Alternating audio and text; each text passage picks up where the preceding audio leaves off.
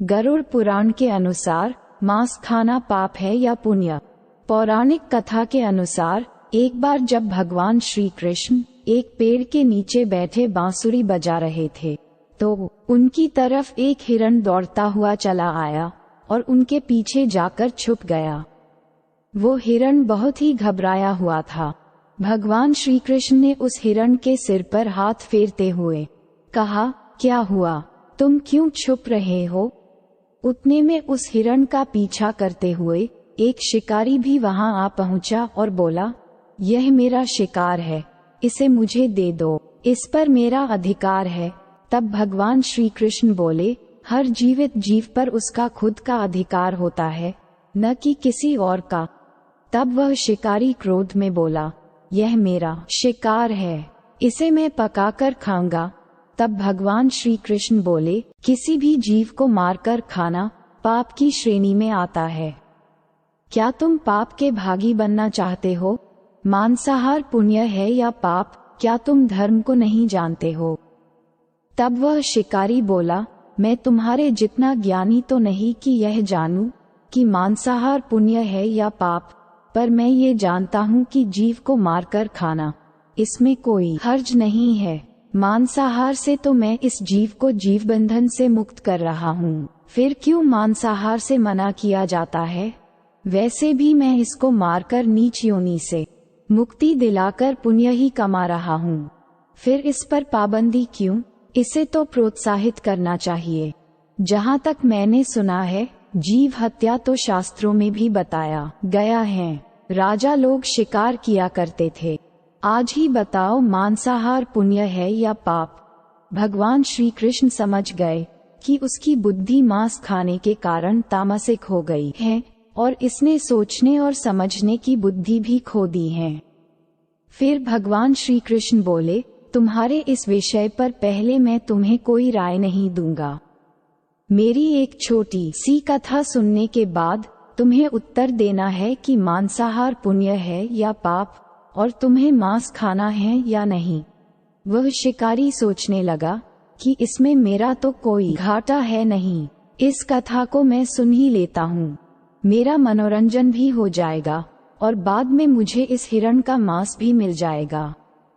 तो भगवान श्री कृष्ण ने शिकारी से कहा कि सुनो, एक बार मगध में खाद्य संकट खड़ा हो गया तो अन्न का उत्पादन भी कम हो रहा था।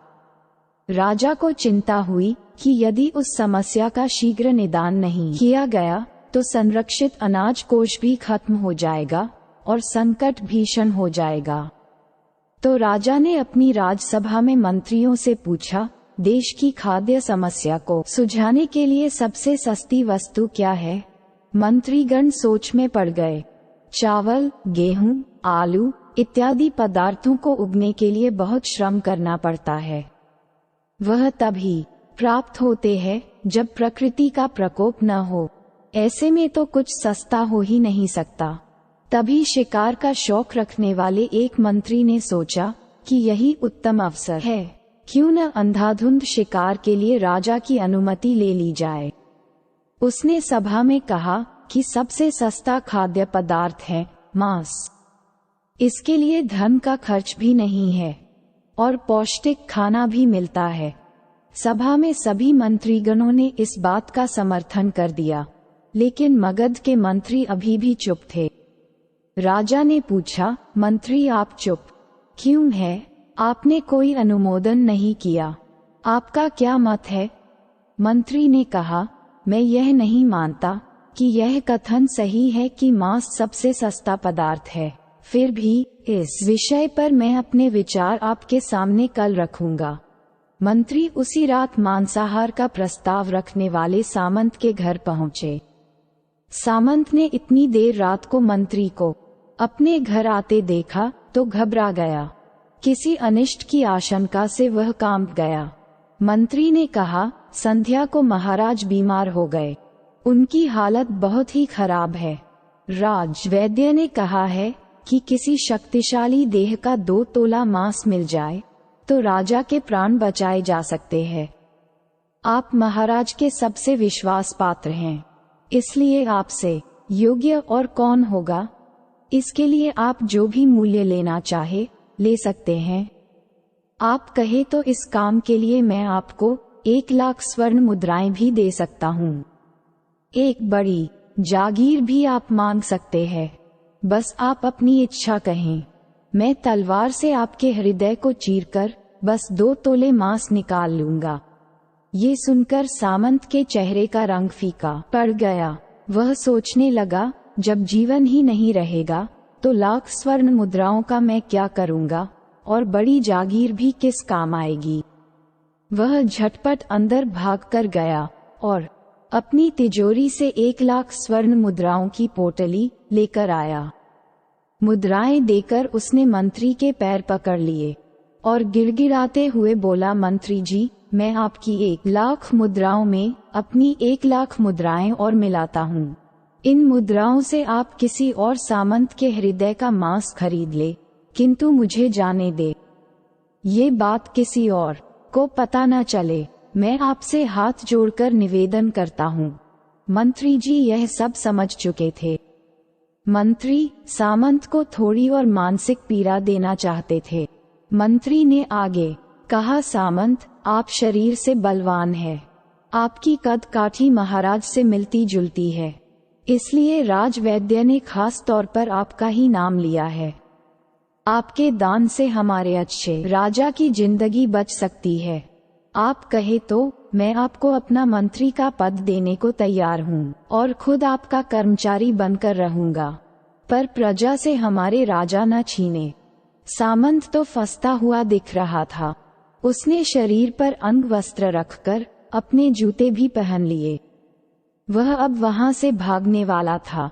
वह तुरंत मंत्री के पैरों में ले गया।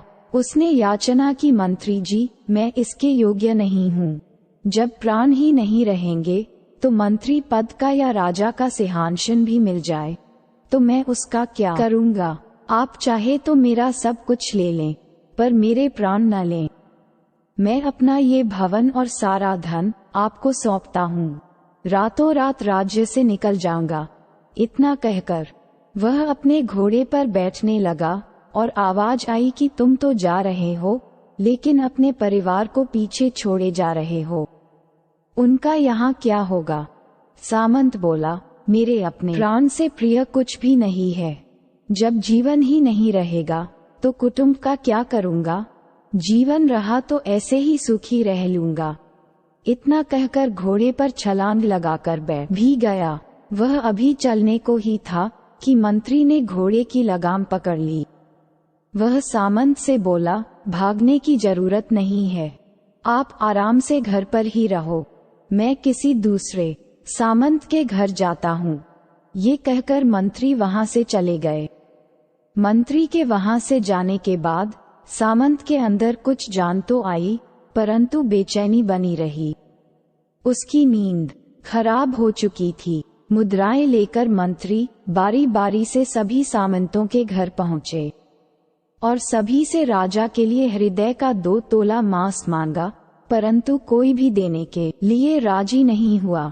सबने अपने बचाव के लिए मंत्री को किसी ने 1,00,000 तो किसी ने 2,00,000 मुद्राएं तक दे दी।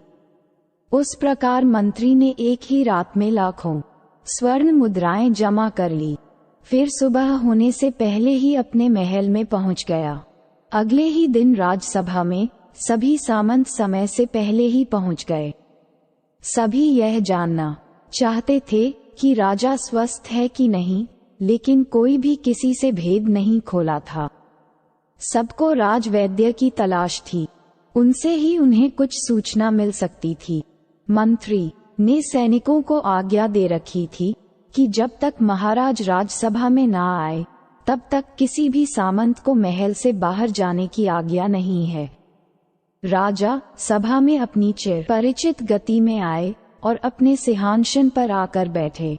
सभी सामंतों ने देखा, कहीं से भी राजा उन्हें अस्वस्थ नहीं लगे। उन्हें तो कुछ हुआ ही नहीं था। मंत्री ने उनसे झूठ बोला था। हर सामंत के मन में यही विचार चल रहा था, पर कोई भी किसी और को कुछ भी नहीं बोल रहा था। तभी मंत्री ने राजा के समक्ष 40 लाख स्वर्ण मुद्राएं रख दी। राजा ने पूछा, ये स्वर्ण मुद्राएं किसके लिए है और कहाँ से आई? मंत्री ने कहा, 2 तोले मांस के लिए इतनी धनराशि जुटाई है, पर मांस नहीं मिला। अपनी जान बचाने के लिए सामंतों ने यह मुद्राएं दी हैं। अब आप यह विचार कीजिए कि मांस कितना सस्ता है। राजा को ये बात समझ में आ गई। उन्होंने प्रजा को अतिरिक्त परिश्रम करने का निवेदन किया और राजा के अनाज भंडार में से अनाज निकालकर श्रमिकों को दिया गया। उन्होंने पौष्टिक सब्जियों की खेती का तुरंत आदेश दिया। वह जुटाए गए 40 लाख स्वर्ण मुद्राएं इसी कार्य के लिए और श्रमिकों के कल्याण के लिए खर्च की गई। कुछ ही महीनों में साग सब्जी फिर से तेजी से उगी, जिससे प्रजा का कल्याण भी हुआ और पौष्टिकता भी मिली। कुछ समय बाद मौसम अनुकूल हुआ और खेती लहराने लगी। इस प्रकार राज्य से खाद्य संकट दूर हुआ। परमात्मा से यह ज्ञान पाकर शिकारी परिपूर्ण हो गया और उसे ज्ञान की प्राप्ति हो गई और वह जान गया कि महानता जीवन लेने में नहीं बल्कि जीवन देने में है। शिकारी भगवान श्री कृष्ण के आगे हाथ जोड़कर वहां से चला गया और उसने कसम खाई कि वह अपने संपूर्ण जीवन में अब किसी को भी कभी चोट नहीं पहुंचाएगा। भगवान श्री कृष्ण हमें इस कथा के जरिए समझाना चाहते हैं कि हम यह न भूलें कि जिस तरह हमें अपनी जान प्यारी है, उसी तरह सभी जीवों को भी अपनी जान प्यारी होती है। आशा करता हूँ दोस्तों, आपको श्री कृष्ण की यह कथा अच्छी लगी होगी। ऐसी ही और कथाओं के लिए हमारे चैनल आध्यात्मिक इंसान को सब्सक्राइब करें। जय श्री कृष्णा।